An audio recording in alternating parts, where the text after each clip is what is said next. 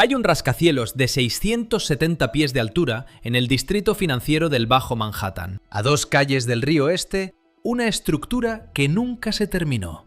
Y quizás jamás se termine. Se quedó en 60 pisos de altura. Debía albergar 80 condominios de lujo con precios desde $1.200.000 hasta más de 18 millones por el ático. 71 de esas 80 unidades se vendieron antes de terminar la obra. Se cobraron depósitos y luego la construcción paró. Los cristales de la fachada empezaron a caerse y el edificio quedó ahí de pie. A medio terminar, balanceándose con el viento e inclinándose visiblemente hacia el norte. Lleva años congelado en ese mismo estado. Los lugareños la llaman la Torre Inclinada de Nueva York. Otros la llaman la Banana, porque el edificio no solo está inclinado, está doblado.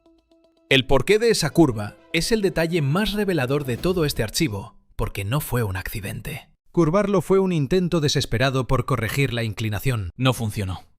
Este es el documento número 4. El archivo del 161 de Maiden Lane está abierto. Esa misma dirección se comercializa como One Seaport.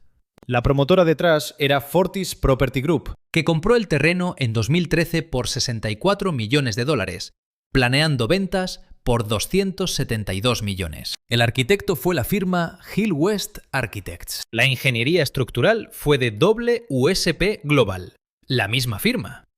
Y ojo a este dato. Hoy es uno de los demandados en el pleito por las grietas en la fachada del 432 de Park Avenue, el segundo archivo de nuestra serie. El contratista general original era una empresa italiana llamada Pizzarotti. Las obras comenzaron en 2015 y la historia del desastre empieza bajo tierra. Antes de verter el primer piso, todo se decidió con los cimientos. Cada rascacielos importante en el distrito financiero de Manhattan se construye exactamente igual. El lecho rocoso en esa zona de la isla está a unos 50 pies de profundidad, bajo una capa de tierra de relleno acumulada en la orilla del río Este desde el siglo XVIII. La técnica estándar usada desde finales del siglo XIX. Consiste en clavar pilotes de acero a través del relleno hasta tocar la roca firme. Así el peso del edificio se apoya en roca sólida y no en tierra blanda. Cada torre vecina al 161 de Maiden Lane usó pilotes sobre roca. No es ninguna técnica extraña.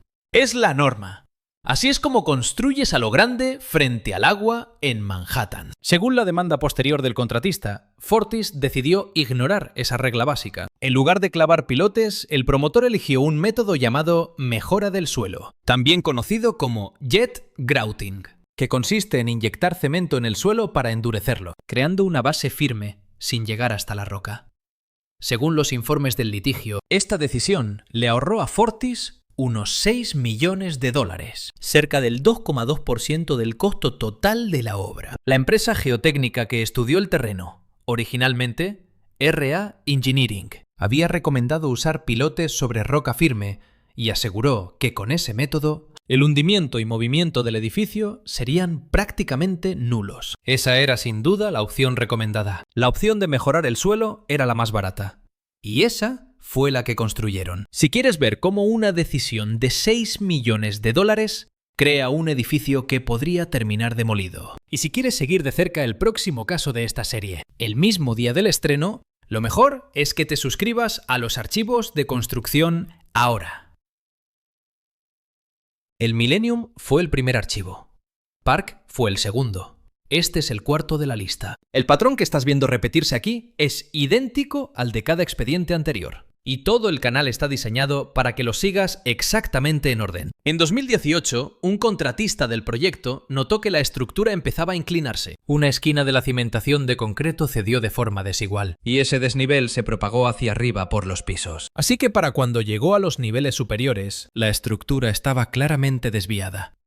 La inclinación era de unas 3 pulgadas hacia el norte. Ahora bien, 3 pulgadas repartidas en 670 pies de altura no parece una gran desviación, pero en el mundo de la construcción, la verticalidad lo es todo.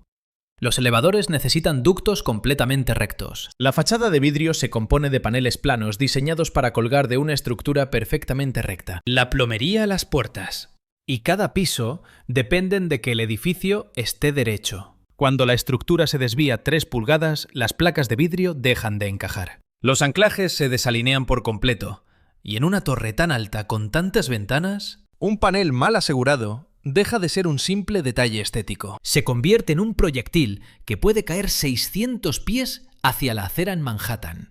Aquí es donde se tomó la decisión técnica que le dio al edificio su famoso apodo. Según varios informes oficiales del proyecto, En cuanto detectaron la inclinación, los pisos superiores fueron construidos intencionalmente desviados hacia el lado contrario para intentar contrarrestar la desviación. y realinear la parte más alta con los cimientos. Querían enderezar el rascacielos forzándolo a inclinarse al lado opuesto a medida que crecía. Pero el resultado no fue una estructura recta. El resultado fue un edificio que se curva.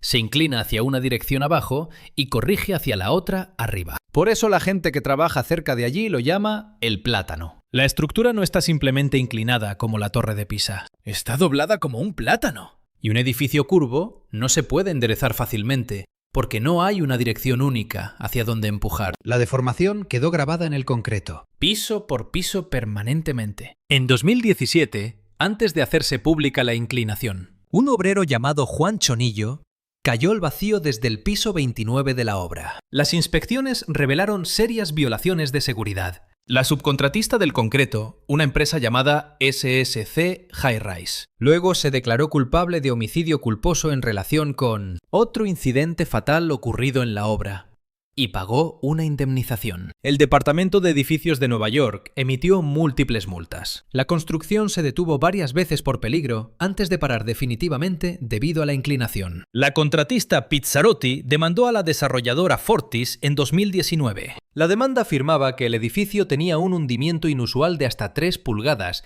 y que, inclinándose 3 pulgadas hacia el norte, y que esa inclinación se debía a una decisión sobre los cimientos, tomada antes de que Pizzarotti entrara al proyecto. Pizzarotti quería romper el contrato, alegando peligro extremo para los obreros y futuros residentes en el interior. Fortis contraatacó calificando la demanda como una absoluta falsedad de principio a fin, y nada más que una simple difamación, Asegurando además que sus ingenieros consideraban la obra segura, a pesar de lo que Fortis llamaba un desalineamiento. Una segunda firma de ingeniería, Thornton Tomasetti, contratada por la constructora, afirmó que la inclinación era todavía peor de lo reportado, con una desviación de 4 pulgadas antes de recibir el peso del edificio habitado. Uno de los ingenieros principales de esa firma advirtió por escrito que el movimiento constante en la parte superior del edificio, mucho después de coronar la obra, indicaba que la deformación progresiva era mucho más grave de lo calculado y que la estructura seguiría moviéndose a medida que avanzara el trabajo. Personalmente creo que esa advertencia es la más importante de todo el expediente porque significa que el edificio no ha dejado de moverse. Una estructura asentada y estática es algo que al menos se puede evaluar, pero un edificio que sigue desplazándose, moviéndose años después de terminar su estructura, es algo cuya posición final nadie puede garantizar. Fortis reemplazó a Pizzarotti con otra constructora, Ray Builders, la cual rediseñó el muro cortina para adaptarlo a la inclinación. Las obras se reanudaron brevemente, pero a mediados de 2020, gran parte de esa fachada de vidrio ya había sido retirada, por completo, deteniendo cualquier avance en el exterior. Los estabilizadores de líquido diseñados para amortiguar el balanceo del edificio con vientos fuertes, según los informes del proyecto, jamás llegaron a instalarse en los pisos superiores. Esto significa que la torre a medio terminar sigue en pie, en el Bajo Manhattan, expuesta a los vientos del East River, sin ningún control de movimiento por años. Si han llegado hasta este punto del expediente, ya saben perfectamente qué tipo de canal es este. La forma en que sigo abriendo estos expedientes es la misma, con la que cada investigación independiente cobra vida gracias a quienes deciden suscribirse y quedarse. Si aún no lo han hecho, suscríbanse ahora. El próximo expediente ya está en producción. El estado actual del edificio, según los reportes más recientes, sigue igual en lo importante. La estructura sigue en pie inacabada, inclinada y visiblemente torcida. Todo atrapado en una compleja red de demandas entre la promotora, la constructora anterior, los prestamistas y los compradores que pagaron depósitos por departamentos en los que quizás nunca puedan vivir. Ingenieros consultados sobre la obra afirman que cualquier solución real, todo refuerzo de los cimientos para detener el hundimiento y corregir la inclinación, resultaría enormemente complejo y costaría, según las últimas informaciones, una cifra de 9 dígitos. Hablamos de al menos 100 millones de dólares para reparar un edificio, cuya venta total proyectada era de 272 millones. Muchos expertos, incluyendo ingenieros, sugieren que la única salida realista es la demolición total. Pero demoler una torre de hormigón de 60 pisos, en pleno distrito financiero y sobre un terreno tan pequeño, es una tarea sumamente peligrosa y monumental